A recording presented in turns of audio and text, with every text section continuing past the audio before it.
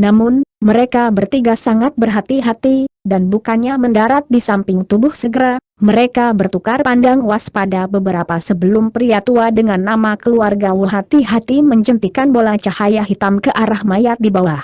Sangat mengejutkan mereka, begitu bola cahaya hitam jatuh di atas rantai merah tua itu, bola itu langsung terbakar, dan hanya dalam beberapa tarikan napas, rantai itu telah dibakar menjadi abu. Sebaliknya, mayat itu sama sekali tidak terpengaruh oleh api hitam, mempertahankan penampilannya yang halus dan murni. Ketiga pria tua itu sangat gembira melihat ini, dan pria dengan nama keluarga Wu segera memadamkan api hitamnya. Dia kemudian melayang ke bagian mayat yang telah dia periksa sebelumnya. Benar saja, ada bayangan seperti batu giok yang tidak jelas di tengah tulang rusuk itu. Kedua temannya juga melayang turun dari atas dengan ekspresi bersemangat. "Bisakah kamu mengidentifikasi benda apa ini?" Pria tua dengan nama keluarga Wu bertanya dengan alis sedikit berkerut setelah menilai bayangan hitam untuk sementara waktu. "Sayangnya tidak. Ada beberapa jenis kekuatan di tulang guru Tian Wu yang dapat mengganggu indera spiritual. Begitu indera spiritual saya meresap ke dalam tulang, itu segera dihilangkan, jadi saya tidak dapat mengidentifikasi objek apa itu." Pria tua dengan nama keluarga Yeu itu menjawab dengan sedikit frustrasi. "Indera spiritual saya jauh lebih rendah dari Anda, jadi tidak mungkin saya bisa mengidentifikasi objek jika Anda tidak bisa." Pria tua terakhir menghela nafas. Terlepas dari apa itu ditinggalkan oleh Chuan Tianwu, jadi kemungkinan besar ada hubungannya dengan warisannya. Semuanya akan dijelaskan kepada kita setelah kita mengamankan benda itu, kata pria tua dengan nama keluarga Yeu itu. Sebelum teman-temannya sempat menjawab, dia memanggil pedang tulang putih tipis di tangannya di tengah kilatan cahaya putih, lalu menebasnya dengan kejam ke arah bayangan hitam. Pedang tulang itu mengenai tulang rusuk di tengah bunyi gedebuk, hanya untuk kekuatan besar yang diilami di dalam pedang untuk benar-benar lenyap dalam sekejap. Pedang itu kemudian ditolak oleh ledakan kekuatan yang luar biasa, dan itu bahkan tidak meninggalkan goresan di permukaan tulang rusuknya. Tidak hanya 3 orang suci roh penyihir tidak berkecil hati dengan ini, mereka semua senang melihat ini. Fakta bahwa bahkan sisa-sisa Master Tian Wu sekuat ini adalah bukti yang cukup tentang betapa hebatnya seni kultivasi yang dia gunakan. Ini membuat 3 orang suci roh penyihir semakin bersemangat untuk mendapatkan warisannya. Sepertinya kita tidak akan bisa menembus tulang rusuk ini menggunakan harta biasa, tapi jika kita menggunakan sesuatu yang lebih kuat dari pedang tulang dunia bawah ini, kita berisiko menghancurkan item di dalam tulang rusuk. Sebagai tindakan pencegahan keamanan, saya akan mengekstraknya menggunakan teknik rahasia. Pria tua dengan nama keluarga Wu itu memutuskan. Ekspresi pria tua dengan nama keluarga Yeu sedikit berubah setelah mendengar ini.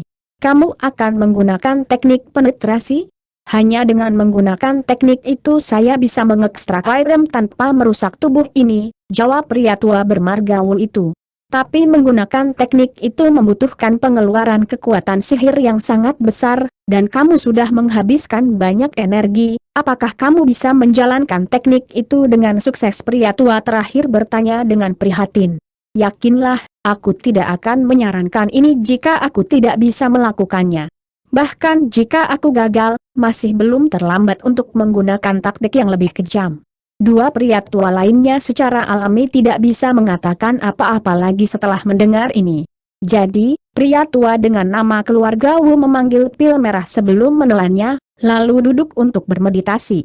Setelah beberapa saat, sedikit warna kembali ke wajahnya saat dia berdiri lagi, dan pada titik ini, auranya yang sedikit lemah telah pulih secara signifikan.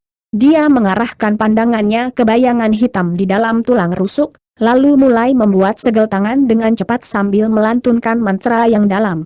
2 pria tua lainnya melihat dari samping dengan ekspresi serius saat nyanyian semakin keras, dan ki asal dunia di dekatnya mulai bergetar dan berdenyut dengan cara berirama yang aneh.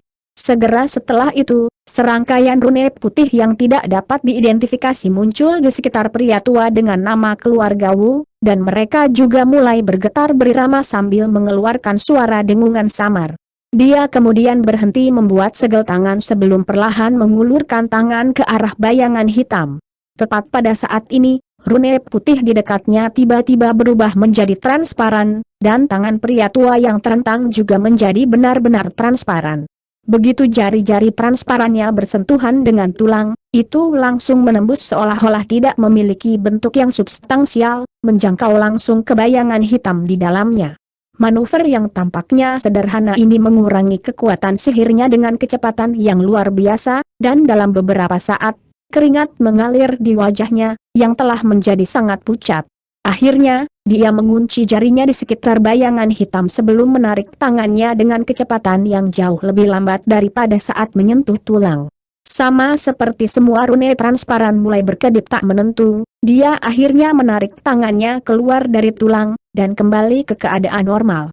Hampir pada saat yang sama, semua rune di dekatnya meledak dengan sendirinya di tengah bunyi gedebuk. Pria tua dengan nama keluarga Wu basah kuyup pada saat ini, tetapi dia memasang ekspresi gembira. Dua pria tua lainnya juga sangat gembira, dan yang bermarga Yeu buru-buru mendesak, "Mari kita lihat, saudara Wu, kita harus melihat apakah slip giok ini berisi warisan seni kultivasi Master Tian Wu." Pria tua dengan nama keluarga Wu tidak memberikan jawaban, tetapi dia mengambil napas dalam-dalam sebelum mengangkat tangannya dan perlahan membuka jarinya, memperlihatkan lencana batu giok hitam pekat yang penuh dengan pola roh. Pria tua dengan nama keluarga Yeu sedikit goyah saat melihat ini, tapi sebelum dia sempat bereaksi, pria tua dengan nama keluarga Wu tiba-tiba melemparkan lencana giok tinggi-tinggi ke udara saat ekspresinya berubah drastis. Pada saat yang sama, dia menembak mundur tepat ketika lencana giok meledak, mengirimkan rune hitam yang tak terhitung jumlahnya melonjak ke udara ke segala arah. Segera setelah rune bersentuhan dengan mayat raksasa di bawah, mereka menggali ke dalam tulang dengan sekuat tenaga seolah-olah mereka telah hidup kembali. 3 orang suci roh penyihir secara alami semua mengambil tindakan mengelak, tetapi mereka terlalu dekat dengan lencana batu giok selama ledakannya, dan beberapa rune hitam berhasil menggali ke dalam tubuh mereka dalam sekejap, benar-benar mengabaikan cahaya spiritual pelindung mereka. Ketiga lelaki tua itu sangat terkejut dengan hal ini, dan mereka segera melepaskan harta dan kemampuan pertahanan mereka yang paling kuat untuk melindungi diri mereka sendiri. Namun, terlepas dari apa yang mereka lakukan, mereka bertiga jatuh dari langit pada saat berikutnya sebelum mendarat dengan keras di tubuh raksasa di bawah. Pada titik ini, garis-garis hitam telah muncul di seluruh tubuh mereka, menutupi hampir setiap inci kulit mereka. Tubuh fisik dan esensi sejati mereka semua menjadi sangat mati rasa, dan bahkan ada benang hitam yang mengikat jiwa yang baru lahir di dalam tubuh mereka, sehingga melumpuhkan mereka sepenuhnya. Ini tentu saja merupakan pergantian peristiwa yang sangat mengkhawatirkan bagi 3 orang suci roh penyihir. Tepat pada saat ini, tanda hitam juga mulai menyebar ke seluruh mayat raksasa di dekatnya sebagai garis hitam yang tak terhitung jumlahnya, namun saat garis hitam akan menutupi seluruh tubuh, 2 titik lampu hijau tiba-tiba muncul di dalam rongga mata kosong mayat itu. Titik. Bintik-bintik cahaya hijau kemudian berubah menjadi 2 bola api hijau yang membakar, dan pada saat yang sama, penghalang cahaya merah muncul di seluruh mayat besar, kemudian berubah menjadi benang merah yang tak terhitung jumlahnya yang juga menghilang ke tubuhnya dalam sekejap. Detik berikutnya, benang merah dan hitam terjalin dan mulai menggeliat keras sambil melahap satu sama lain seolah-olah mereka adalah musuh bebuyutan. Akibatnya, lampu hitam dan merah mulai berkedip tak menentu di seluruh mayat. Benda itu berubah menjadi mayat darah yang mengerikan. Slip giok itu bukan warisan Master Tian Wu, itu adalah lencana pembatasan yang digunakan oleh Taoist Tian Ding untuk menekan transformasi ini. Pria tua terakhir berseru saat wajahnya benar-benar pucat saat melihat ini. 2 pria tua lainnya juga mulai panik ketika mereka mencoba untuk memanfaatkan kekuatan sihir mereka dengan sekuat tenaga, tetapi benang hitam itu telah melekat erat pada semua bagian meridian mereka, sehingga mencegah mereka untuk dapat melepaskan kemampuan atau rahasia apapun teknik. Tiba-tiba, teriakan aneh terdengar dari dalam mulut gua raksasa itu, dan nyala api hijau di dalam rongga matanya menyala saat tubuhnya mulai sedikit bergetar. Pada saat yang sama, benang merah di dalam tubuhnya menjadi beberapa kali lebih tebal, menghancurkan semua benang hitam sebelum melahapnya. Benang-benang hitam di dalam mayat itu mulai surut dengan kecepatan tinggi yang terlihat bahkan dengan mata telanjang, dan mayat raksasa itu meletakkan tangannya ke tanah sebelum menopang dirinya sendiri ke posisi duduk di tengah ledakan gemuruh yang keras. 3 orang suci roh penyihir ketakutan saat melihat ini. Dalam keadaan normal, mereka bertiga tidak perlu takut dengan mayat darah yang mengerikan ini, tetapi dalam keadaan mereka saat ini, mereka pada dasarnya adalah bebek yang menunggu untuk disembelih. Tepat ketika mayat darah Baleful hendak menghancurkan batasan yang ditinggalkan oleh Taois Tianding, ketiga pria tua itu akhirnya beraksi. 2 dari mereka mengeluarkan raungan keras saat kepala mereka meledak bersamaan, dan sosok humanoid mini terbang keluar dari masing-masing tubuh mereka dalam awan kabut. Adapun pria tua terakhir, lampu hijau menyala di matanya, dan tanda hijau muncul di seluruh kulitnya, diikuti oleh tanaman merambat dan cabang yang tak terhitung jumlahnya meletus keluar dari tubuhnya dalam hiruk-pikuk, langsung mengubahnya menjadi makhluk pohon besar yang berusia lebih dari 100 tahun kaki tinggi. Begitu makhluk pohon itu terbentuk, ia segera mendapatkan kembali beberapa kemampuan untuk bergerak, dan ia mengayunkan anggota tubuhnya dengan keras di udara saat semburan gelombang kejut melonjak ke seluruh tubuhnya untuk menghancurkan sebagian dari benang hitam. Ia kemudian melangkah maju saat awan kabut muncul di bawah kakinya, membawanya ke langit. Mayat darah Baleful yang dibentuk oleh sisa-sisa Master Tianwu telah bergerak cukup lamban sampai saat ini, tetapi tiba-tiba menjangkau seperti kilat dengan kedua tangan, melepaskan benang merah yang tak terhitung jumlahnya yang terjalin untuk membentuk jaring yang mematikan. Makhluk pohon itu baru saja naik ke udara ketika tubuhnya diiris menjadi potongan-potongan yang tak terhitung jumlahnya oleh jaring.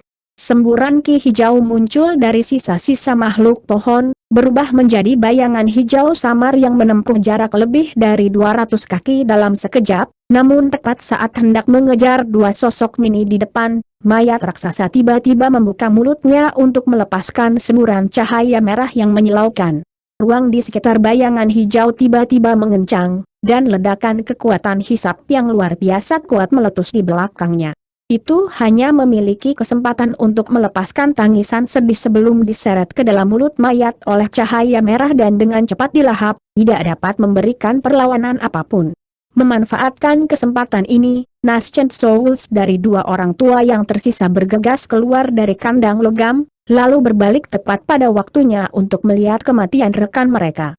Mereka berdua sangat marah melihat ini, dan salah satu dari Nascent Souls menggosokkan kedua tangannya untuk memanggil bola api hitam, yang kemudian berubah menjadi proyeksi kalajengking hitam raksasa. Nascent Soul kemudian membuat segel tangan dan hendak mengirim proyeksi terbang ke dalam sangkar ketika Nascent Soul lainnya tiba-tiba meraih lengannya.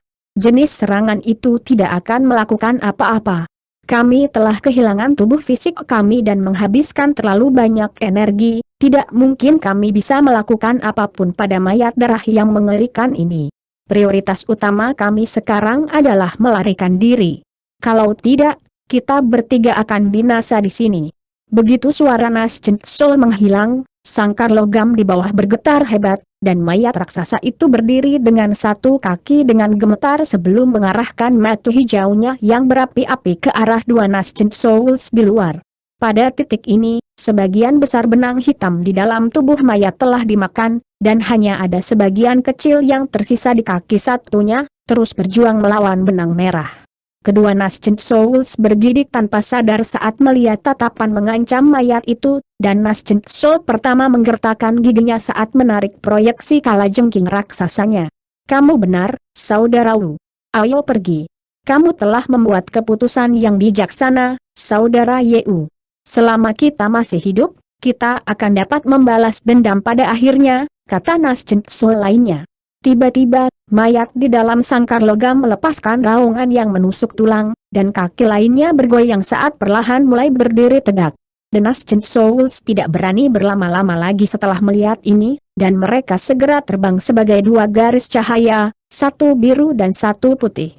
Kedua Nascent Souls dengan cepat bergegas ke tepi Danau Merah, dan mereka baru saja akan melarikan diri dari daerah ini ketika ledakan gemuruh tiba-tiba terdengar di depan, diikuti oleh hamparan luas cahaya merah melonjak ke arah mereka tanpa peringatan apapun. Kedua Nascent Souls cukup terkejut melihat ini, dan mereka buru-buru berhenti sebelum bertukar pandangan sekilas. Salah satu dari mereka kemudian membuat segel tangan untuk memanggil proyeksi kalajengking hitamnya lagi, sementara yang lain membuka mulutnya untuk melepaskan lonceng biru kecil dan perisai tulang putih. Cahaya merah tua itu tampak sangat jauh, tetapi cahaya itu mencapai mereka dalam sekejap. Setelah itu muncullah 5 pemuda identik. "Kamu adalah 5 klon Xue," salah satu Nascent Souls berseru. "Kenapa kamu di sini? Apakah kamu mengikuti kami selama ini, menunggu kesempatan untuk menyergap kami?" tanya Nascent Soul lainnya saat tanda niat membunuh melintas di matanya. Namun, kelima pemuda itu tetap diam di tempat dengan ekspresi kaku, seolah-olah mereka tidak bisa mendengar apa yang dikatakan kepada mereka. Kedua Nascent Souls keduanya sedikit goyah setelah mendengar ini, dan baru kemudian mereka mulai dengan hati-hati memeriksa 5 klon Xue, di mana mereka akhirnya menemukan bahwa ada sesuatu yang salah. 5 klon Xue semuanya memiliki cahaya merah menyala di mata mereka, dan kulit halus mereka menjadi kering dan layu. Pada saat yang sama, mereka mengeluarkan bau busuk peringkat. Sebuah pikiran segera muncul pada 2 Nascent Souls setelah melihat ini, dan ekspresi mereka menjadi gelap secara signifikan. Setelah bertukar pandangan singkat satu sama lain, kedua Nascent Souls segera mulai mundur perlahan, membuka jarak antara mereka dan 5 klon Xue. "Kemana kamu pergi, rekan-rekan Taois? Kamu sudah kehilangan tubuh fisikmu, jadi mengapa tidak menyerahkan Nascent Souls kamu untuk konsumsi saya?" Sebuah suara seram tiba-tiba terdengar di dekatnya. Setelah itu sosok merah keruh muncul di atas 5 klon Xue di tengah ledakan fluktuasi spasial. "Apakah Anda benar-benar berpikir kami sepenuhnya berada di bawah belas kasihan Anda hanya karena kami telah kehilangan tubuh fisik kami?" Salah satu Nascent Souls menjawab dengan suara marah.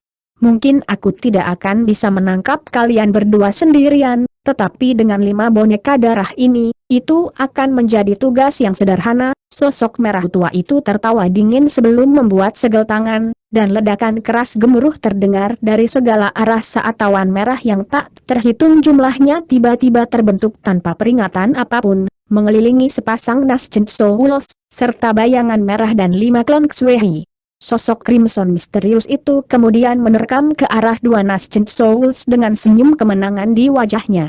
Sementara itu, 5 klon Xue masing-masing melepaskan seberkas pedangki yang panjangnya lebih dari 100 kaki, yang menyapu ke arah 2 jiwa yang baru lahir dengan kekuatan yang ganas.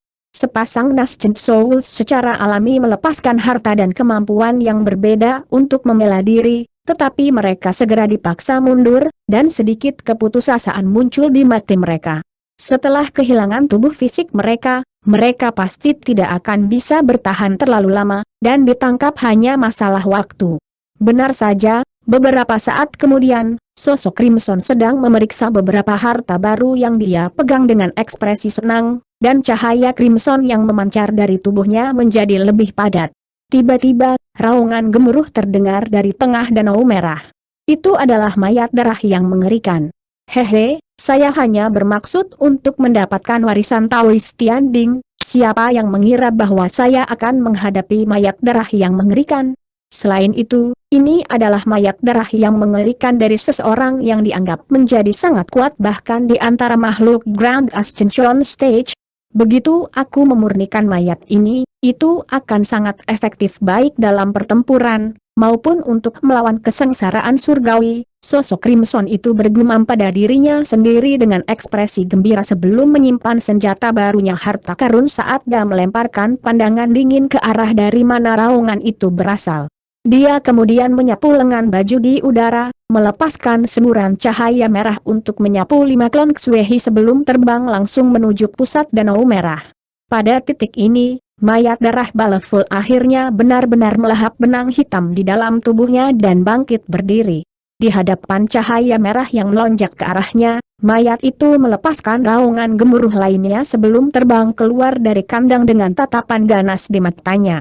Beberapa saat kemudian, pertempuran sengit terjadi di udara di atas danau. Saya akhirnya memperbaiki formasi, seharusnya bisa mendukung 2 atau 3 teleportasi sekarang, gumam Honli pada dirinya sendiri dengan senyum tipis di wajahnya saat dia menilai formasi yang diperbaiki. Selama setengah hari terakhir, dia telah memperbaiki dan bahkan sedikit mengubah formasi dengan material yang dia bawa, sehingga memulihkan kemampuan teleportasinya. Dia dengan cepat membuat segel tangan, dan formasi itu dengan mudah diaktifkan di tengah suara dengungan samar, di mana dia segera melangkah ke dalam formasi sebelum menghilang di tempat di tengah kilatan cahaya putih. Detik berikutnya, dia tiba di ruang gelap. Cahaya biru melintas di matanya, dan dia bisa dengan cepat melihat sekelilingnya. Pada saat ini, dia berada di puncak gunung kecil dengan beberapa pohon pinus raksasa di sekelilingnya yang tingginya lebih dari 100 kaki, sementara formasi teleportasi kecil diletakkan di bawah kakinya. Bahkan ada lebih banyak gunung dan pohon di kejauhan, dan sepertinya dia berada di pegunungan. Setelah hanya pemeriksaan singkat dari daerah sekitarnya, Han Li tiba-tiba menyapu lengan baju di udara untuk melepaskan pedang terbang biru, yang langsung membengkak menjadi lebih dari 1000 kaki sebelum berputar-putar di udara sambil melepaskan cahaya biru terang. Dia kemudian mengucapkan kata tebasan, dan belah raksasa itu melepaskan proyeksi pedang besar yang panjangnya lebih dari 10.000 kaki ke segala arah. Ruang di depan proyeksi pedang langsung terbelah, dan area sekitarnya segera menjadi cerah saat barisan pegunungan terpelintir dan melengkung sebelum berubah menjadi dinding batu putih murni yang tingginya lebih dari 100 kaki. Dinding mengelilingi gunung kecil dan pepohonan di sekelilingnya ke segala arah, dan terungkap bahwa dia berada di halaman yang luas. Mata Honli sedikit menyipit saat dia memeriksa dinding batu putih di kejauhan, dan ekspresi aneh tiba-tiba muncul di wajahnya saat dia berbalik ke arah pohon tertentu di gunung kecil. Kamu sudah bersembunyi di sana cukup lama sekarang, apakah kamu akan keluar dan menemuiku atau aku harus membuatmu mengungkapkan dirimu sendiri? Sepertinya kamu sudah menyadari kehadiranku selama beberapa waktu. Suara yang menyenangkan terdengar saat fluktuasi spasial meletus di belakang pohon. Setelah itu kecantikan berjubah kuning muncul sebelum menilai Honli dengan ekspresi waspada.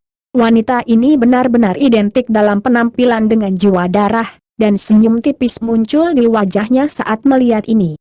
Namun, ekspresinya kemudian sedikit berubah saat dia menyapu perasaan spiritualnya terhadap wanita itu. Saya tidak berpikir saya akan bertemu Anda segera setelah saya memasuki ruang ini, rekan jiwa Estawais.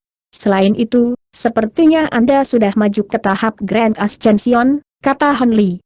Memang, wanita ini juga melepaskan aura Grand Ascension Stage, tapi itu masih sedikit tidak stabil, menunjukkan bahwa dia baru saja membuat terobosan baru-baru ini. Wanita berjubah kuning itu cukup terkejut mendengar ini, dan dia bertanya dengan hati-hati, bagaimana kamu tahu tentang aku? Bukankah ini pertama kalinya kita bertemu? Meskipun dia juga seorang pembudidaya Grand Ascension, basis kultivasinya belum dikonsolidasikan, jadi dia secara alami cukup waspada terhadap makhluk Grand Ascension Stage lainnya untuk memasuki istana kuali surgawi ini. Yakinlah, rekan Tawis, saya juga seorang pembudidaya manusia, dan saya diminta untuk datang dan menyelamatkan Anda oleh kloning jiwa darah Anda. Adapun bagaimana saya berhasil menemukan Anda, itu semua berkat ini, jawab Honli sambil membuat gerakan meraih untuk memanggil botol kecil tembus pandang yang berkedip dengan cahaya merah samar, lalu melemparkannya ke arah wanita itu. Jiwa Espri menangkap botol kecil sebelum memeriksa isinya, di mana ekspresi gembira muncul di wajahnya. Jadi kamu juga seorang pembudidaya Grand Ascension manusia dan kamu membawa setetes esensi darah klon jiwa darahku, tidak heran aku dikejutkan oleh perasaan bahwa kamu membawa sesuatu yang akrab bagiku segera setelah kamu tiba di sini. Tanda petik ganda buka. Apakah kamu terjebak di sini selama ini? Apakah kamu tidak memikirkan cara untuk meninggalkan tempat ini? Honli bertanya sambil memeriksa sekelilingnya dengan ekspresi kontemplatif. Tentu saja aku sudah mencoba melarikan diri dari sini, tapi ini adalah pusat dari istana kuali surgawi, ruang independen yang dengan susah payah diciptakan oleh Tawis Tianding. Selain formasi teleportasi yang baru saja kamu gunakan, tidak ada cara lain untuk melakukannya keluar dari sini. Semua teman saya tewas dalam pertempuran dalam perjalanan ke sini, dan formasi di luar juga hancur. Saat itu, saya hanya berada di tahap integrasi tubuh, jadi saya terjebak di sini dan tidak dapat melakukan apa-apa. Syukurlah, saya berhasil mendapatkan bagian dari warisan Taoist Tianding di sini, dan setelah bertahun-tahun berkultivasi, saya akhirnya mencapai tahap kenaikan agung beberapa tahun yang lalu. Ngomong-ngomong, di mana klon jiwa darahku sekarang? Sejak kamu berteleportasi ke ruang ini, aku merasa samar-samar bahwa dia juga harus berada di istana kuali surgawi, jawab jiwa Esprit. Sungguh luar biasa bahwa warisan Taoist Tianding mampu memajukan Anda ke tahap kenaikan besar dalam waktu yang begitu singkat, seperti yang diharapkan dari seseorang yang berada di puncak kenaikan pada saat itu. Rekan jiwa darah Daoes saat ini sedang mencari Anda di pinggiran istana. Untung kamu memiliki pandangan jauh ke depan untuk membuat cloning jiwa darah. Kalau tidak mungkin aku bisa menemukanmu, jawab Han Li sambil tersenyum. Jiwa darah telah melakukannya dengan sangat baik, saya sangat terkejut bahwa dia akan merekrut bantuan dari makhluk yang begitu kuat di ras manusia kita. Awalnya, saya telah menciptakannya sehingga dia dapat menemukan beberapa teman baik saya dari luar negeri berlomba untuk membantuku, kata jiwa Esprit. Hehe, mungkin jiwa darah berpendapat bahwa aku adalah pilihan yang lebih dapat diandalkan, Han Li terkekeh sebagai tanggapan. Tidak mengherankan bahwa jiwa darah akan berpikir bahwa mengingat Anda adalah makhluk tahap kenaikan agung. Kembali ketika saya meninggalkan ras manusia kita, saya ingat bahwa hanya senior Ao Xiao dan senior Mo Jianli yang merupakan makhluk tahap kenaikan besar, Anda pasti sudah baru saja mencapai Grand Ascension Stage. Saya kenal dengan beberapa rekan Taoist tahap integrasi tubuh terkenal lainnya dari ras manusia kita, tetapi Anda tampaknya bukan salah satu dari mereka. Mungkinkah Anda salah satu dari mereka pembudidaya yang terus-menerus berkultivasi dalam pengasingan dalam ras kita? Peri jiwa es bertanya dengan ekspresi bingung. Aku memang baru saja mencapai tahap Grand Ascension Stage, dan tidak mengherankan jika kamu tidak mengenaliku. Sejujurnya, aku berasal dari dunia manusia yang sama sepertimu, dan hanya setelah kamu menghilang, aku naik ke dunia manusia. Alam roh. Kalau dipikir-pikir, kami memiliki sedikit kedekatan satu sama lain. Kembali ketika saya berada di dunia manusia, saya pernah memasuki istana Haven Fluids dan mendapatkan kuali Haven Fluids Anda, serta beberapa harta lainnya, Han Li menjawab dengan senyum tipis. Apa? Kamu mendapatkan Haven Fluid Cauldron yang kutinggalkan di dunia manusia? Jika kamu hanya naik setelah aku menghilang, bukankah itu berarti kamu hanya butuh beberapa ribu tahun untuk maju dari tahap transformasi dewa ke tahap Grand Ascension? Jiwa Esprit benar-benar tercengang setelah mendengar ini. Tidak heran dia sangat terkejut, bahkan jika orang-orang seperti Taoist Tianding telah mendengar tentang tingkat perkembangan gila Han Li, kemungkinan besar mereka juga akan terpaku di tempat.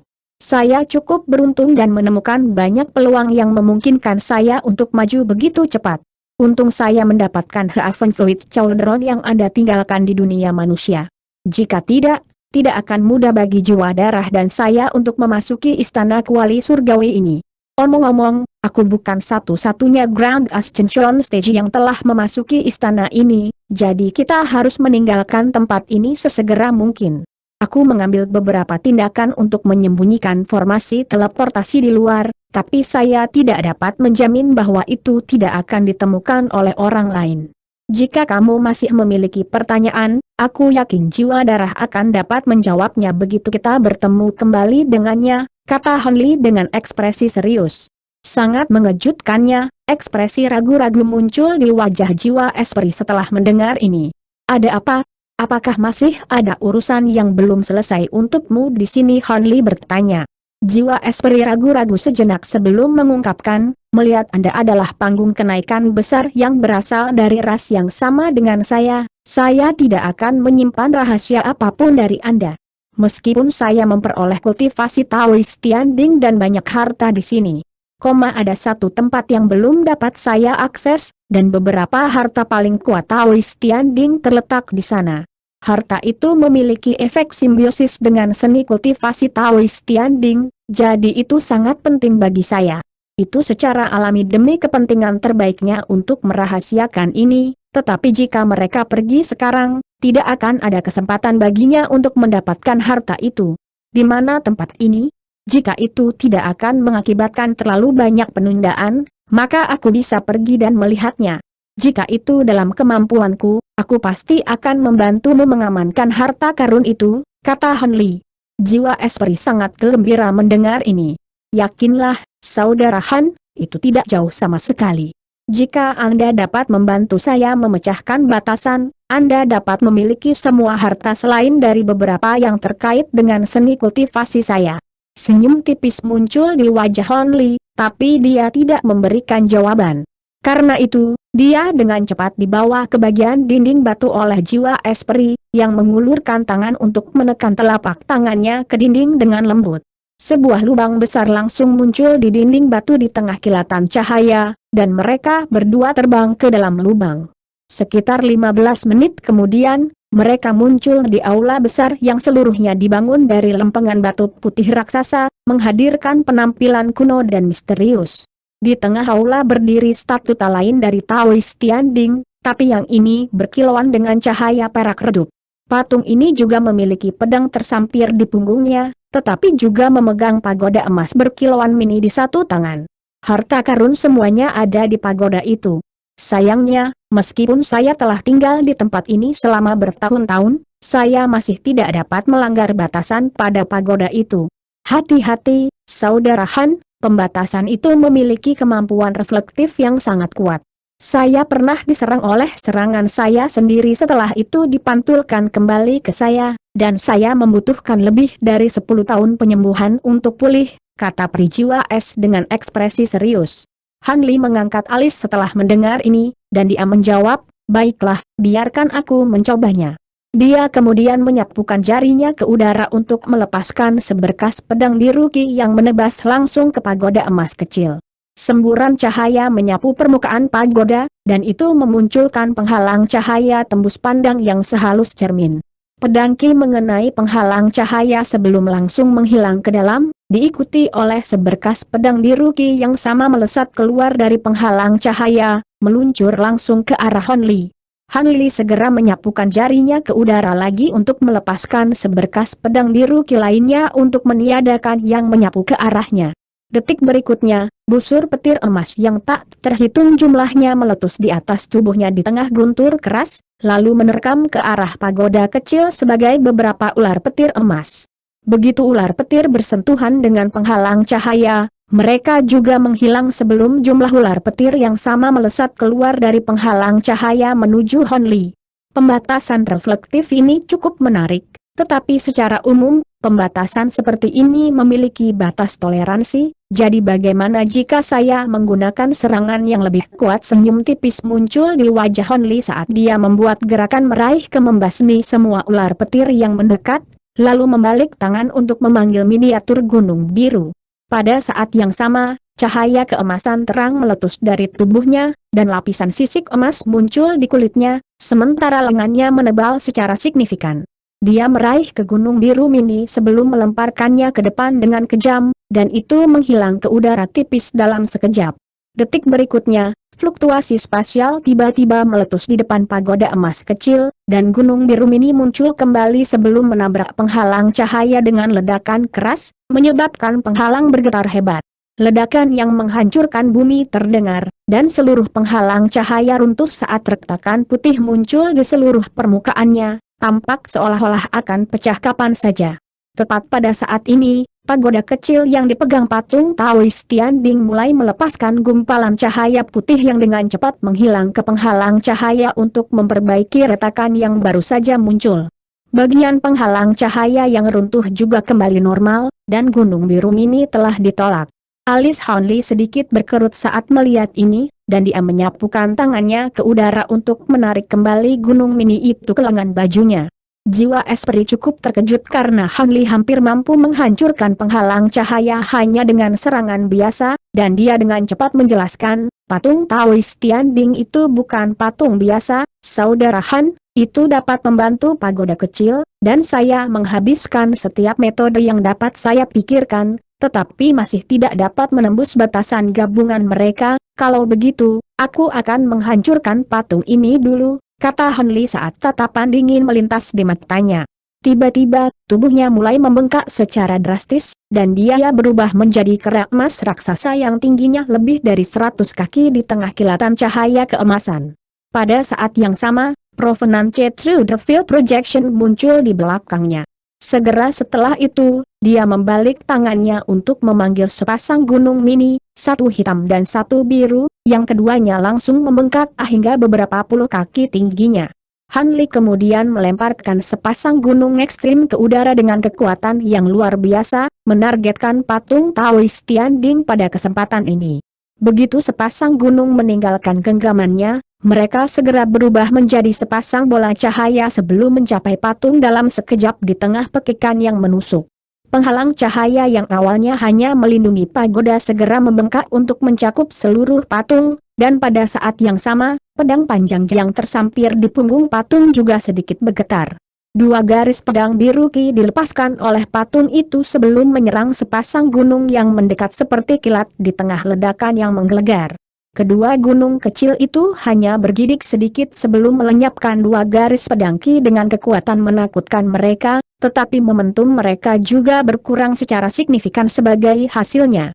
Sepasang gunung kemudian menabrak penghalang cahaya, dan cahaya putih terang meletus dari tubuh patung itu lagi, mengancam akan mengusir sepasang gunung kecil. Tepat pada saat ini, Hanli mengambil langkah maju dan langsung menghilang ke udara. Detik berikutnya, dia muncul di atas penghalang cahaya sebelum mengepalkan tinjunya yang besar dan berbulu, lalu mendorongnya dengan keras ke bawah, melepaskan proyeksi tinju keunguan emas yang tak terhitung jumlahnya yang menghujani penghalang cahaya dalam rentetan deras. Pada awalnya, proyeksi tinju hanya menghilang ke penghalang cahaya, tetapi tingkat penyerapan penghalang cahaya secara bertahap menjadi lebih lamban, dan pada akhirnya, itu hanya bisa mengandalkan kekuatannya sendiri untuk menahan sisa proyeksi tinju. Dengan demikian, satu proyeksi kepalan tangan keunguan emas demi satu mulai meledak di permukaan penghalang cahaya, yang mulai berkedip tidak menentu. Ekspresi sengit muncul di wajah Hanli setelah melihat ini, dan dia tiba-tiba menarik tinjunya sebelum membuat segel tangan, di mana Provenance Through the Field Projection di belakangnya mengadopsi bentuk tubuh emasnya sebelum menyodorkan 6 telapak emasnya yang berkilauan ke bawah menuju penghalang cahaya serempak. Ledakan bergema terdengar saat 6 bola cahaya keemasan muncul, lalu digabungkan menjadi satu untuk membentuk pusaran emas raksasa. Rune emas yang tak terhitung jumlahnya melonjak keluar dari pusaran di samping suara nyanyian Buddhis sebelum jatuh dengan kekuatan yang luar biasa. Tepat pada saat ini, dua berkas cahaya putih keluar dari mata patung Taoist Tianding sebelum meluncur langsung menuju pusaran emas di atas. Pusaran emas tiba-tiba melepaskan ledakan kekuatan dahsyat yang menabrak penghalang cahaya, yang sudah mulai bergoyang dan bergetar. Tiba-tiba, serangkaian formasi putih muncul di permukaan patung, melepaskan cahaya putih tajam yang memperkuat penghalang cahaya dan mencegahnya hancur. Namun, pusaran itu terus berputar dengan cepat sambil mengirimkan gelombang kekuatan besar yang melonjak turun dari atas, tidak menunjukkan tanda-tanda berhenti sama sekali. Terlepas dari kekuatan besar patung itu, tidak mungkin patung itu mampu menahan serangan yang begitu menakutkan. Setelah rentang beberapa napas, cahaya putih yang memancar dari patung itu memudar, seperti halnya semua formasi putih, dan retakan yang tak terhitung jumlahnya muncul di permukaannya sebelum tiba-tiba hancur. Tanpa dukungan patung, pagoda emas bahkan kurang dilengkapi untuk menahan kekuatan luar biasa yang diberikan padanya, dan segera setelah patung Taoist Tianding dihancurkan, penghalang cahaya yang dilepaskan oleh pagoda kecil juga hancur. Mata Hanli langsung menyala saat melihat ini, dan dia melambaikan tangan ke bawah, di mana pusaran emas dan sepasang gunung ekstrem menghilang dalam sekejap. Pada saat yang sama, pagoda emas kecil juga ditarik ke dalam genggamannya. Jiwa Esprit telah menghabiskan waktu bertahun-tahun yang tak terhitung jumlahnya untuk mencoba mengamankan pagoda ini, semuanya sia-sia, namun Hanli berhasil mendapatkannya dengan mudah. Dia muncul di samping jiwa Esprit di tengah kilatan cahaya keemasan, lalu dengan cepat kembali ke wujud manusianya. Setelah memeriksa sebentar isi pagoda dengan indera spiritualnya, dia menyerahkan harta karun itu kepada jiwa Esprit dengan cara yang tidak tergesa-gesa. Rekan jiwa Estaoix, lihat dan lihat apakah pagoda ini berisi harta yang kamu butuhkan. Jiwa Espri masih tercengang dengan apa yang baru saja dia saksikan, dan dia buru-buru menggelengkan kepalanya ketika dia berkata, kamu melanggar batasan ini sepenuhnya melalui kekuatanmu sendiri, bagaimana aku bisa memilih harta untuk diriku sendiri sebelum kamu? Kamu harus memilih 3 harta terlebih dahulu. Dan saya akan memilih apa yang saya butuhkan dari yang lain.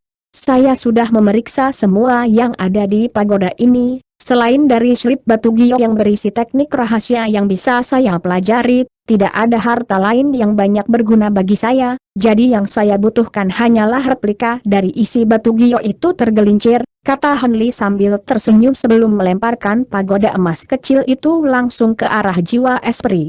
Ekspresi bersyukur muncul di wajah jiwa Espri saat dia berkata, aku pasti akan membalas kebaikanmu di masa depan, saudara Han. Dia kemudian memeriksa 7 atau 8 harta di pagoda dengan indera spiritualnya sebelum mengeluarkan slip batu giok merah yang segera dia serahkan kepada Hanli. Ini pasti slip giok yang kamu sebutkan. Jika itu berguna untukmu, maka ambil saja, tidak perlu membuat replika. Kalau begitu, aku akan mengambil slip batu giok ini. Hanli tidak berusaha untuk menolaknya dan menerima slip batu giok merah. Senyum tipis muncul di wajah jiwa Espri saat melihat ini. Sekarang harta telah diamankan, mari kita pergi dari sini. Kalau tidak, seseorang dapat menghancurkan formasi di luar lagi, dan akan sangat sulit bagi kita untuk meninggalkan tempat ini, kata Hanli. Tolong tunggu sebentar lagi, saudara Han. Selama tahun-tahun saya di Istana Kuali Surgawi ini, saya telah berhasil mengendalikan beberapa pembatasannya. Saya akan mengaktifkan beberapa hal yang telah saya atur sebelumnya di formasi centrum sehingga saya bisa menutup istana ini kapan saja, itu akan membuat kita bisa berteleportasi keluar dari sini segera setelah kita bersatu kembali dengan jiwa darahku, kata Prijiwa Es sambil tersenyum. Hanli secara alami tidak punya alasan untuk tidak setuju, jadi dia mengangguk sebagai jawaban. Itu ide yang bagus. Silakan, rekan Daois. Dengan demikian, mereka berdua terbang keluar dari aula, dan tak lama kemudian, mereka tiba di depan formasi teleportasi yang digunakan Hanli untuk memasuki ruang ini. Hanli membuat segel tangan sebelum melemparkan segel mantra ke arah formasi, yang langsung diaktifkan, dan senyum tipis muncul di wajahnya saat melihat ini. Keduanya melangkah ke dalam formasi dan menghilang di tempat. Di luar plakat batu Crimson Pegunungan, trio Xiaoming berkumpul di dekat beberapa rune perak besar di permukaan plakat batu, mendiskusikan sesuatu dengan ekspresi serius. Setelah perjuangan yang sulit, mereka bertiga akhirnya berhasil masuk ke ruang ini. Rekan Taois Kingping, apakah Anda yakin ini adalah tempat pintu masuk ke centrum berada? Mungkinkah Anda membuat kesalahan? Mengapa kami sudah mencoba segalanya tetapi masih tidak dapat membuka plakat ini? Xiaoming bertanya. Itu pasti tempat yang tepat, tetapi metode entry asli tampaknya telah dirusak dan dibuat tidak efektif. Saya tahu beberapa teks perak miring, tapi saya jauh dari ahli. Saya akan mencoba ini lagi, dan jika masih tidak berhasil, kita harus menerobos menggunakan kekerasan.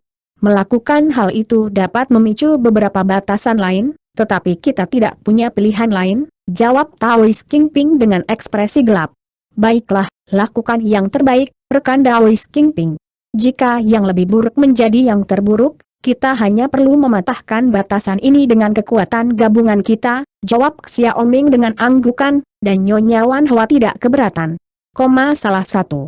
Dengan demikian, Taois Kingping mengambil napas dalam-dalam sebelum membuat serangkaian segel tangan dengan cepat sambil melantunkan mantra. 4 rune perak raksasa di plakat batu di depannya mulai bersinar terang, dan mereka perlahan mulai bergerak di sepanjang lintasan tertentu, tetapi kecepatan mereka bergerak sangat lambat. Sekitar 15 menit kemudian, Taois Kingping tiba-tiba mengarahkan jari ke bagian tertentu dari plakat batu, dan berteriak, buka. 4 rune perak kabur sebelum langsung bergabung menjadi satu untuk membentuk bola cahaya perak yang besar.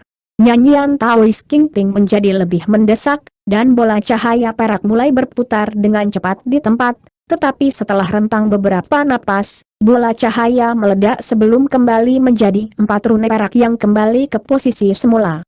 Titik. Tampaknya usahanya sia-sia, dan ekspresi ketiganya semakin gelap setelah melihat ini. Setelah keheningan singkat, Xiaoming berdeham, namun saat dia hendak mengatakan sesuatu, suara mendengung samar terdengar dari rune perak di depan mereka, dan mereka berkumpul lagi untuk membentuk formasi perak. Seluruh formasi menyala, dan fluktuasi spasial meletus dari pusatnya, setelah itu sebuah lubang besar muncul. Seorang pria dan seorang wanita kemudian terbang keluar dari lubang, dan pria itu sedikit goyah saat melihat trio Xiaoming sebelum sedikit senyum muncul di wajahnya. Kebetulan sekali, aku tidak berharap melihatmu di sini, rekan-rekan Taois. Sementara itu, wanita di sampingnya sedang menilai duo Xiaoming dengan sedikit keterkejutan dan kewaspadaan di matanya. Duo ini tidak lain terdiri dari Han Li dan Jiwa Esprit. Ekspresi trio Xiaoming berubah drastis setelah melihat ini, dan mereka dengan cepat bertukar pandang satu sama lain.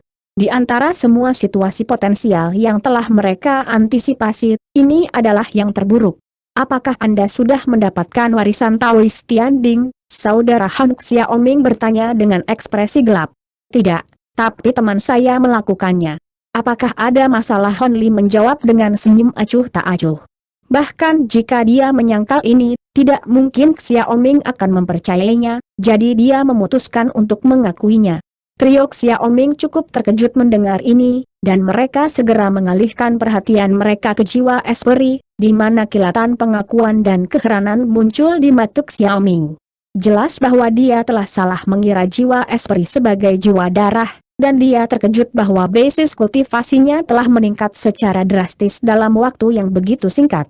Taois King Ping dan Nyonya Wan Hua secara alami juga menyadari hal ini, dan mereka juga cukup bingung, tetapi berbeda dengan ini, fakta bahwa warisan Taois Tianding telah diperoleh oleh orang lain secara alami merupakan masalah yang jauh lebih mendesak. Xiaoming menghela nafas pasrah ketika dia berkata, kami bertiga juga berkelana ke tempat ini untuk warisan Taois Tianding, tetapi dengan saudara Han di sini, kami secara alami tidak dapat mencoba mengambil warisan dari rekan Taois ini dengan paksa. Bagaimana caranya tentang kita membuat kesepakatan? Kami tidak akan meminta harta yang ditinggalkan oleh Taois Tianding, tetapi kami ingin masing-masing mendapatkan salinan replika seni kultivasi, teknik rahasia, dan metode transendensi kesengsaraan. Tentu saja, kami akan menawarkan kompensasi yang memuaskan sebagai gantinya. Kedengarannya seperti pengaturan yang bagus. Bagaimana menurutmu, rekan Jiwa Es Taois? Han Li bertanya. Saya memang mendapatkan beberapa seni kultivasi senior Tianding, tetapi semuanya dicetak langsung ke dalam indera spiritual saya melalui teknik rahasia. Teknik rahasia juga berisi pembatasan sumpah darah yang melarang saya untuk mewariskan seni kultivasi ini kepada orang lain sebelum saya mencapai penguasaan penuh di dalamnya. Jika tidak, saya berisiko binasa karena jiwa baru lahir saya meledak.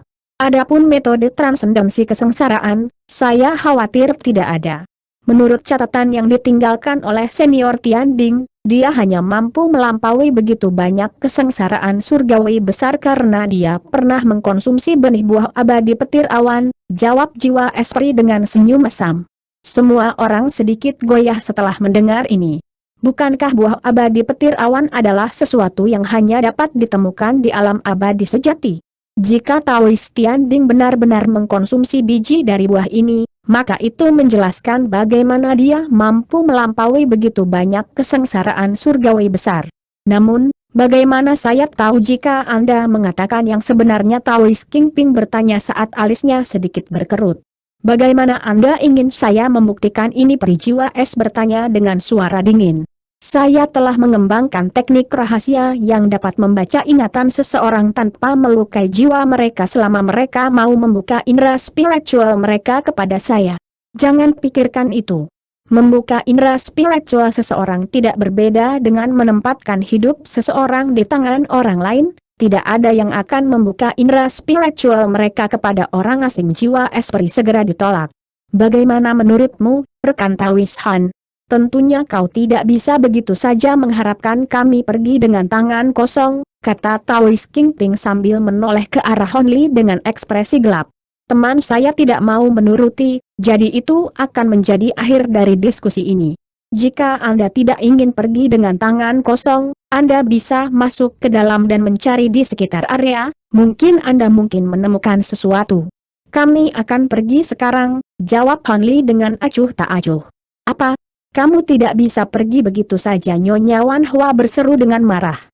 Mengapa tidak? Ekspresi dingin muncul di wajah Han Li, dan dia mengambil langkah maju, melepaskan aura menakutkan yang akan membuat ketakutan bahkan ke dalam hati makhluk Grand Ascension State biasa. Taoist King Ping dan Nyonya Wan Hua keduanya terpaksa mundur beberapa langkah di hadapan aura yang hebat ini. Sebaliknya, Xiao Ming hanya bergidik sedikit sebelum memantapkan dirinya, tetapi lapisan cahaya merah muncul di atas topengnya. Mata Han Li sedikit menyipit saat melihat ini, dan dia maju selangkah lagi saat auranya semakin membengkak. Xiao Ming merasa seolah-olah dia sedang menghadapi binatang buas kuno yang ganas, dan dia mengerang teredam saat dia juga mengambil langkah mundur yang tidak disengaja. Sedikit kewaspadaan melintas di matanya, dan dia berkata, seperti yang diharapkan, kamu benar-benar menyembunyikan sebagian besar kekuatanmu selama pertandingan sparring kita dengan rekan Daois Wan Hua. Kekuatan sihirmu kemungkinan besar tidak kalah dengan roh sejati kuno makhluk. Han Li tidak memberikan jawaban saat dia menggenggam tangannya di belakang punggungnya, dan auranya tidak mereda sedikit pun saat dia menilai ketiganya dalam diam. Ekspresi ragu-ragu dan marah muncul di wajah Nyonya Wan Hua dan Taoist King Ping. Jelas bahwa mereka tidak ingin menyerah pada warisan Taoist Tian Ding, tetapi pada saat yang sama, mereka sangat takut pada Han Li. Setelah melirik Han Li dengan penuh arti, Xiao Ming menghela nafas, ayo pergi. Apa? Bagaimana kita bisa pergi begitu saja, kakak Xiao? Ekspresi Taoist King Ping berubah drastis setelah mendengar ini. Bahkan gabungan kami bertiga kemungkinan besar tidak akan cocok untuk rekan Daoist Han, jadi mengapa tidak menghindarkan diri dari rasa malu? Apakah Anda memiliki sesuatu di lengan baju Anda yang memungkinkan kami untuk menentang saudara Han? Xiao Ming bertanya dengan tenang. Taoist King Ping sedikit goyah setelah mendengar ini sebelum menggelengkan kepalanya dengan senyum mesam. Tepat pada saat ini, suara wanita yang menggoda tiba-tiba terdengar di kejauhan. Hehe, lalu bagaimana kalau kita berdua bergabung denganmu juga? Segera setelah itu, fluktuasi spasial meletus di langit yang jauh, dan dua garis cahaya melesat maju dengan kecepatan luar biasa, tiba di tempat kejadian dalam sekejap mata. Dua garis cahaya kemudian memudar untuk mengungkapkan Patriark Wu Geo dan Periah Waksi. Hati Pries jiwa segera tenggelam setelah melihat ini, sementara ekspresi Han Li tetap sama sekali tidak berubah saat dia mengarahkan pandangannya ke arah keduanya. Kenapa kalian berdua di sini? Taoist King Ping tercengang oleh pergantian peristiwa yang tiba-tiba ini. Aku khawatir itu rahasia, jawab Periah Waksi dengan senyum misterius. Tiba-tiba, sebuah pikiran muncul di benak Xiao Ming, dan ekspresinya sedikit gelap ketika dia berkata, rekan Taoist Wan Hua, rekan Taoist King Ping, periksa dirimu untuk melihat apakah ada sesuatu yang ditanamkan padamu. Tentu saja tidak. Tidak mungkin kita tidak memperhatikan hal seperti itu, seru Nyonya Wan Hua, tetapi dia masih melakukan seperti yang disarankan, buru-buru melepaskan indera spiritualnya untuk memeriksa tubuhnya sendiri dari dalam keluar. Taoist King Ping juga mulai memeriksa jubah Taoistnya dan aksesoris yang dia kenakan. Beberapa saat kemudian, Nyonya Wan Hua berteriak ketika dia tiba-tiba menarik serangga terbang yang hampir transparan dari rambutnya. Serangga itu panjangnya hanya sekitar setengah inci dan setipis sehelai rambut. Ini serangga tanpa noda. Tidak heran aku tidak bisa mendeteksinya sama sekali. Kapan kamu menanam ini padaku? Nyonya Wan Hua segera menghancurkan serangga itu dengan marah. Tentu saja sebelum memasuki istana Kuali Surgawi. Kalau tidak, siapa yang akan kami ikuti sampai ke sini?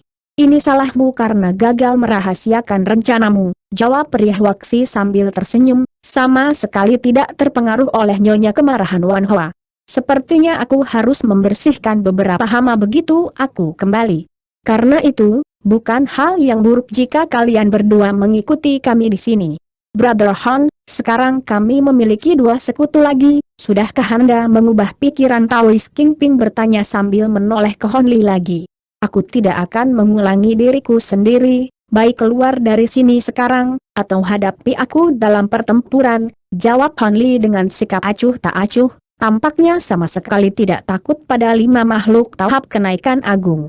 Tanggapan seperti itu membangkitkan rasa marah di hati bukan hanya Taoist Kingping dan Nyonya Wan Hua, tetapi juga Prihoaksi. Taoist Kingping dengan paksa menekan amarahnya sendiri saat dia menoleh ke Xiaoming. Apa yang kamu katakan, saudara Xiao? Jika kamu bersikeras menolak, maka kamu akan menempatkanku dalam situasi yang sangat sulit, saudara Han. Aku sadar bahwa kamu memiliki kekuatan yang tak terduga, tetapi tidak mungkin kami bisa membiarkan kamu dan rekanmu pergi begitu saja.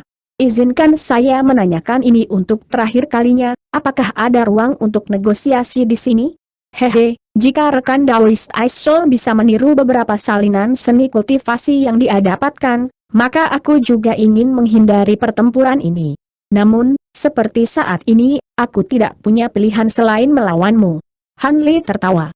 Kakak Han, mengingat kamu berniat membela wanita ini, sepertinya pertempuran tidak bisa dihindari. Prihoaksi, kakak Ulgeo, kita bertiga akan menghadapi rekan Taoist Han.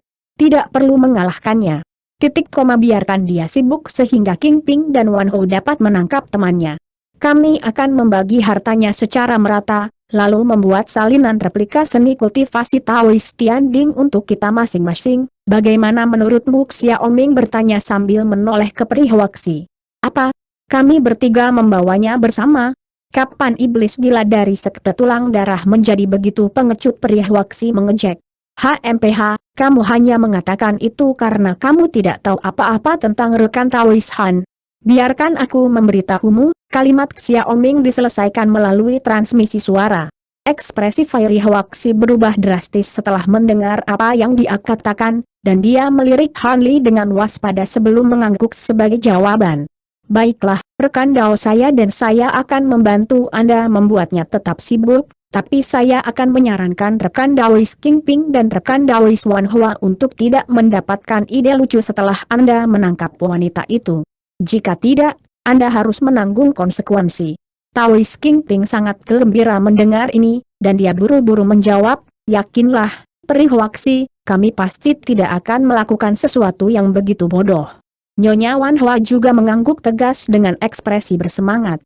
Terlepas dari kenyataan bahwa 5 makhluk Grand Ascension Stage berkomplot melawannya tepat di depan matanya, senyum tipis muncul di wajah Han Li saat dia mentransmisikan suaranya ke jiwa esprit yang ketakutan.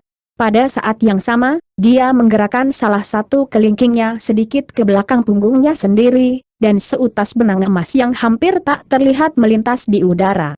Ekspresi jiwa Pries berubah sedikit setelah mendengar transmisi suara Han Li, dan ketakutan di matanya mereda secara signifikan. Pergi! Xiaoming berteriak saat awan merah besar yang berada di sekitar 1 hektar muncul di sekitarnya, diikuti oleh katak raksasa bermata 9 yang muncul di tengah raungan rendah. Begitu kodok darah bermata 9 muncul, 9 mata iblis di kepalanya terbuka, melepaskan 9 pilar cahaya merah yang meluncur langsung melewati Han Li menuju jiwa esprit. Jiwa esprit buru-buru memutar ke samping dengan waspada sebelum langsung berteleportasi lebih dari 1000 kaki jauhnya. Tepat pada saat ini, Prihoaksi menyapu lengan bajunya ke udara untuk melepaskan serangkaian cincin seukuran telapak tangan, yang jumlahnya lebih dari 100. Cincin-cincin ini mengeluarkan suara dengungan samar atas perintahnya sebelum menembak di udara seperti badai yang sangat deras, mencapai Han Li dalam sekejap dan menabraknya dari semua sisi. Pada saat yang sama, Patriark Ulgeo membuka mulutnya untuk melepaskan semburan api keemasan, yang membentuk lautan api yang membanjiri seluruh tubuhnya. Lautan api kemudian membengkak menjadi gelombang api yang tingginya lebih dari 100 kaki, dan bahkan sebelum gelombang mencapai Han Li, sensasi panas yang tak terlukiskan telah menimpanya, seolah-olah ruang di sekitarnya telah dinyalakan. Seperti yang diharapkan dari trio makhluk Grand Ascension Stage, Xiaoming dan sekutunya melepaskan serangan yang sangat menakutkan, dan kerja tim mereka mulus. Mereka berhasil memaksa Fiery Ice Soul menjauh dari Han Li dengan mudah, tapi anehnya, Han Li tidak menunjukkan niat untuk pergi dan membantunya. Sebaliknya, senyum tipis muncul di wajahnya saat dia menyapukan tangannya ke udara, memanggil 3 gunung kecil yang masing-masing tingginya lebih dari 100 kaki. Trio gunung berputar di tempat, berubah menjadi penghalang cahaya yang sangat tebal, dan cincin yang tak terhitung jumlahnya menghantam penghalang cahaya di tengah serangkaian pukulan tumpul, tetapi penghalang itu tetap sama sekali tidak tergerak.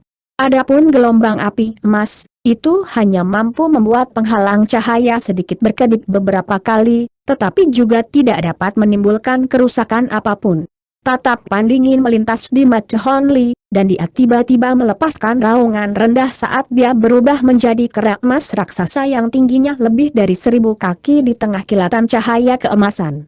Dia kemudian mengulurkan tangannya dari penghalang cahaya di depannya, lalu mengayunkannya dengan kejam ke arah Priahwaksi dan Patriark Ulgeo. Ledakan bergema terdengar saat dua bola cahaya, satu biru dan satu hitam, dikirim meluncur di udara sebelum mencapai Patriark Ulgeo dan Priahwaksi dalam sekejap, lalu kembali menjadi sepasang gunung kecil. Bahkan sebelum gunung-gunung itu mengenai sasaran mereka, dua ledakan kekuatan yang luar biasa menyapu udara, menyebabkan ruang di dekat Patriark Ulgeo dan Priahwaksi sedikit bergetar. Ekspresi Priahwaksi sedikit berubah dalam menghadapi serangan yang begitu menakutkan, dan dia segera mundur ke belakang sambil melambaikan tangan di udara. Cincin yang tak terhitung jumlahnya langsung menyatu untuk membentuk cincin tembus pandang raksasa dengan diameter sekitar 300 hingga 400 kaki atas perintahnya, lalu turun ke gunung yang mendekat sebelum menyusut dengan cepat. Semburan cahaya yang menusuk meletus, dan gunung itu sedikit goyah sebelum berhenti di udara. Sementara itu, Patriark Ulgeo membuat segel tangan, dan lautan api keemasan di dekatnya segera berkumpul ke tengah untuk membentuk raksasa api emas yang tingginya lebih dari 1000 kaki sebelum melemparkan pukulan tak kenal takut ke gunung yang mendekat. Ledakan yang menghancurkan bumi terdengar saat tinju raksasa itu bertabrakan dengan gunung, di mana seluruh lengan raksasa yang berapi-api itu meledak menjadi api keemasan. Gunung itu sedikit goyah di udara sebelum melanjutkan, hanya untuk disambut oleh tinju raksasa berapi lainnya, dan urutan yang sama berulang. Namun, pada titik ini, lengan raksasa api lainnya telah beregenerasi, dan segera menyerang lagi. Dengan demikian, satu pukulan demi pukulan menghantam gunung kecil itu, menyebabkannya bergetar tanpa henti dan mencegahnya membuat kemajuan yang berarti. Adapun kodok darah bermata 9, ia mengayunkan lidahnya yang panjang dengan keras di udara, menciptakan jaring merah yang menahan rentetan proyeksi tinju raksasa di teluk. Proyeksi tinju sedang dilepaskan oleh Hon Li dari jauh, dan dengan demikian, pertempuran sengit terjadi antara empat makhluk Grand Ascension Stage. Nyonya Wan Hua dan Taoist King Ping sangat gembira melihat ini, dan mereka bertukar pandang sekilas, lalu berteleportasi ke kedua sisi jiwa Esprit sebelum dia bisa melakukan apapun. Nyonya Wan Hua terkekeh dingin saat dia mencabut jepit rambut kayu hitam dari rambutnya sendiri, yang segera berubah menjadi pedang panjang hitam di genggamannya.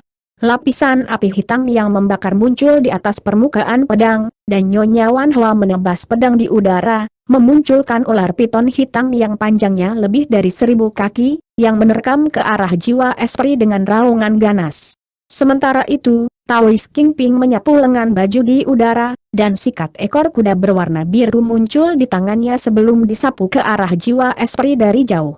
Garis-garis cahaya biru yang tak terhitung jumlahnya langsung muncul, menutupi hampir seluruh langit dan meliputi jiwa Esprit dari segala arah.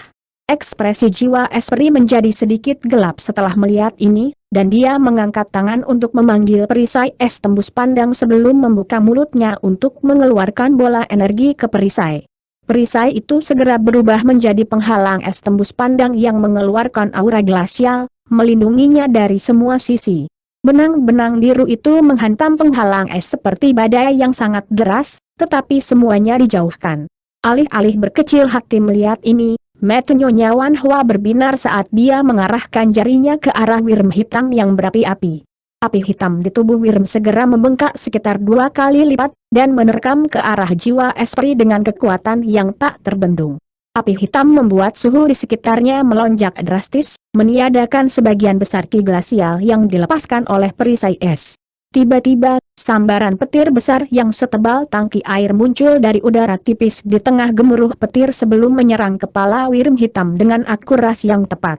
Busur petir perak yang tak terhitung jumlahnya meledak ke segala arah, dan tubuh Wyrm hitam hancur menjadi bintik api hitam di tengah tangisan sedih. Siapa di sana?" Nyonya Wan Hua berseru sambil buru-buru memeriksa sekelilingnya. Sebelum dia memiliki kesempatan untuk melakukan apapun, guntur keras lainnya terdengar, dan busur petir perak yang tak terhitung jumlahnya muncul sebelum dengan cepat menyatu untuk membentuk bola. Cahaya keemasan melintas di dalam petir, dan makhluk emas berkilauan besar muncul. Nyonya Wan Hua buru-buru memusatkan pandangannya pada makhluk itu untuk menemukan bahwa itu adalah kepiting besar yang berukuran sekitar 1 hektar dengan sepasang cakar raksasa yang mempesona. Nyonya Wan Hua cukup tercengang melihat makhluk ini, dan aura menakutkan yang terpancar dari tubuh kepiting emas raksasa memberitahunya bahwa ini adalah lawan yang tangguh. Sebelum dia sempat mempertimbangkan dari mana kepiting raksasa itu berasal, dia mengangkat salah satu penjepitnya sebelum menutupnya. Proyeksi penjepit raksasa semi-transparan segera muncul dari udara tipis sebelum membentak dengan kejam ke arahnya di samping busur petir perak yang tak terhitung jumlahnya. Nyonya Wan Hua mendengus dingin saat proyeksi singa hitam besar muncul di belakangnya, dan itu membuka mulutnya yang besar untuk melepaskan bola cahaya hitam ke arah penjepit besar itu. Bola cahaya hitam segera meledak saat bersentuhan dengan penjepit, berubah menjadi serangkaian rantai api yang langsung mengikat penjepit dengan erat.